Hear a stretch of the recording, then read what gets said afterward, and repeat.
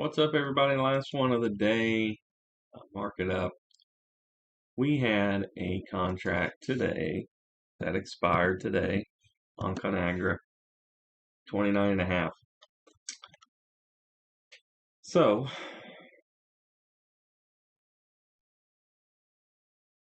let's check out the premiums there. 4, 5, 29.5. On our one contract example here, you'll see we just get to collect that. So that will trigger a donation to the charity, as well as income fund, which will be ticker symbol O, as well as Unilever for the upcoming spinoff. It's a bit of ways away, but I like the company. So it was a successful in and out, which definitely helps lead to the bottom line. And while we were in it, I just couldn't help myself because we sold the Conagra stock. It freed up a lot of money. And I went ahead and sold another Pfizer put. Maybe I'm going a little heavy here. I started thinking introspectively about recency bias too before I did the transaction, and there probably is some here, but I was able to do the 2650 put, which we've been up here at $30. You know what I mean? So, and it started leveling out, so I thought, man, might as well go again. And for this one, I believe I collected 30. Yeah, 30 per contract, so that's over 1% a week. And we're just keep grinding out that cost basis and get this thing a little help on getting moved out, because at a certain point, even though we're generating steady income and everything like that, time plays a role. It's time times amount times yield, but time. So the longer you hold on to one, and that's why a lot of people will sell their stuff for a loss. I just can't do it because I know me. So let's take a look at all the rest of these positions that we have assigned and we're still kind of hanging on to. We'll start here with ABR and just do a little walk around the horn. And we are stuck in at 13.5. So we're here at 13. So about 4% down, something like that. But we collected a dividend and it's just going sideways. Nothing to worry about. Noose, this one went really bad against us. Just fell out of bed. It's bad earnings after bad earnings, and I think there was a lawsuit and all kinds of other stuff. Just very strange stuff that you really can't see coming, no matter what people say. So yeah, we're up here at the 17. So, but if you look at the chart, this is the next zone. You see where our price stopped here multiple times. So if it goes back up into there, we'll be out. But definitely taking it easy on that one. From the Pfizer, we just did that. We can go ahead and look at the charts if you want, from a 30.50 into 26.5 for next week. So you can see we're in the money.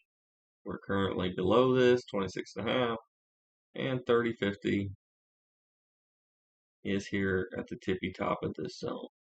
So very similar. So even though on paper it may look like it's just buried and oh my gosh, end of the world kind of stuff, it's really not that bad at all. Lion Electric. This is one that's just been really going sideways, starting to drift lower and lower. But the problem is the company has value. So 12.50 and 13, you can see it's still in the chop, very much the same as the NUS form. So even if it comes up here and gets rejected to go lower, well, that takes us out. So that frees up liquidity and allows us to sell more contracts, right? So that's the whole key of it, is being able to move the inventory and free up the capital. Um, so when you start thinking about, I take between 1 and 2% usually. With the more dangerous stocks, I take a way higher percentage, but I get that for 1 week. So uh, all I'm really trying to do is, number one, beat the margin rate, but number two, beat the 10, 11% the market's going to provide, right? So if I can get about 12% or so, we're good, because that covers up for the tax difference. But if you make, you know, I don't know, 2% for the week, and then you sell it, um, and then you get a dividend, you make 3%, but it takes you a couple weeks to sell it. By the time you average it out for the whole year, you're doing really, really well. So just remember that the stocks that have the highest premium are going to be less likely to work out, because the Greeks uh, are doing their part. And this was the big trash bag, but we have very few shares of this thing. And you can see, even out of all the fear, I'm not selling. Okay, not selling. They did have, they passed all the lawsuits for the SEC and all that, so it's kind of doing what it's doing. And if it goes to zero, it does. But I'm betting against that. And then even if it takes 7 years, I will have beaten the market. If it goes down, I just take a loss. But that's what it is. But I'm not going to take a bluff or get scared. It takes courage to make money in the stock market. So if you don't have any, you're in the wrong game. But that's what we have as far as options. Also, something I want to talk about. I haven't been into it yet, but I have researched it, and I will start selling options here when stocks are at high levels, and that is the TMF.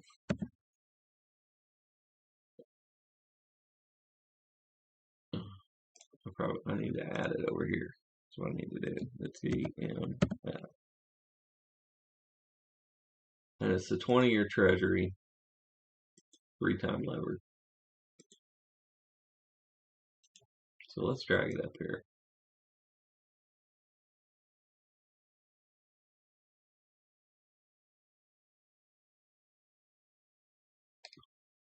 So people say, treasuries don't pay nothing and all that, and that's true. Um, but it's the risk-free rate, and it's always going to play a correlation to the markets, right? I'm just using it as a tool, and nothing crazy. But you can see it pays out the dividend, coupon payment. And if we still got this pulled up, so let's take a look. I'll show you the TM to the F.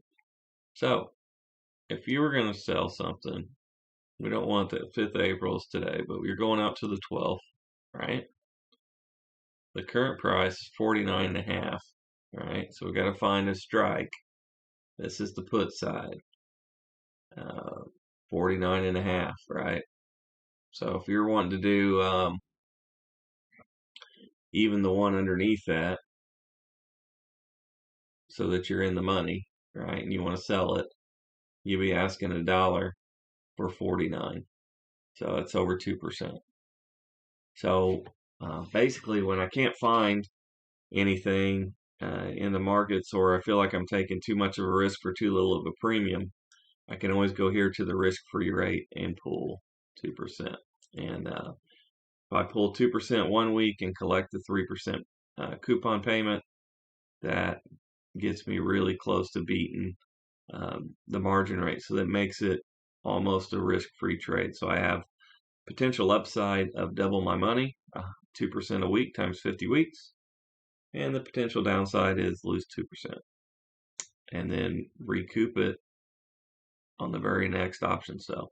So I like this. It's not investment advice for you to do it, but finally, bonds have found their way through a derivative into my strategy. So between the precious metals and now the bonds and real estate and all the sectors of the S&P and crypto, Bitcoin.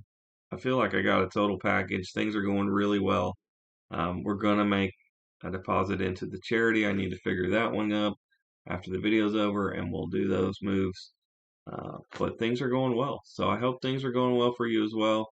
Um, there was a little soften in the market this week, so it was nice to be able to get out uh, of the option. Just be prepared if this is something you're trying to learn from or follow along with. Um, that there may be weeks where I don't sell any, and I'm just putting strict bankroll management in place back from the poker days, and I really just always want to have cash to do the day trade stuff and the swing trades because if you've been watching the main account videos, you can see that every single freaking day I'm compounding money out of those day trades. So that's currently what's moving the account. So we got to make sure there's liquidity there. And I actually want to keep a little bit of cash. So we're just making sure the balance is right. Fear and greed lies in all of us. So you have to keep yourself in check and just recency bias and all that. But if you look at the spreadsheet, you will see all of these are assigned shares, um, minus this one that we just did for next week. So we've got 6 different positions that are assigned shares. Like, I need to sell those to free up all that liquidity.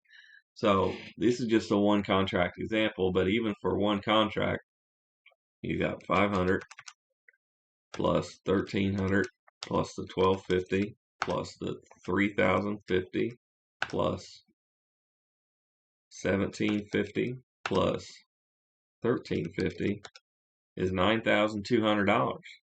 That's all tied up in assigned stock. I will be collecting dividends and cash flows from all the stuff, so it's not like it's dead money. Um, but just to illustrate the point that the liquidity can get bunched up. Now, to counter this, some people do the wheel strategy and they will be selling covered calls to generate income versus these stocks. I do not like that. So I will not be doing that. As the other tools pick in, flips, swings, the day trade stuff, the crypto and all that feeds money into the account, it provides more liquidity to sell more contracts because in the long run, the math is just too strong to lose too much money doing this way. So I like doing it. It's cool. It's low stress once a week. And I hope y'all enjoy it. If you do, let me know. Yeah. That's what we got for today. I don't know if I'm going to do lottery tickets for tomorrow or not. Um, I've got a statement video for that. And I'm still waiting on statements for some of the other accounts. So we'll see how we play it by ear. But I got to take care of my taxes this weekend, so I might need a little party time just to come off of that money. Kiss it goodbye. Well, I hope y'all are doing well. Have a great weekend. Be safe out there and be ready next week to hit it hard. I think it's going to be an awesome month.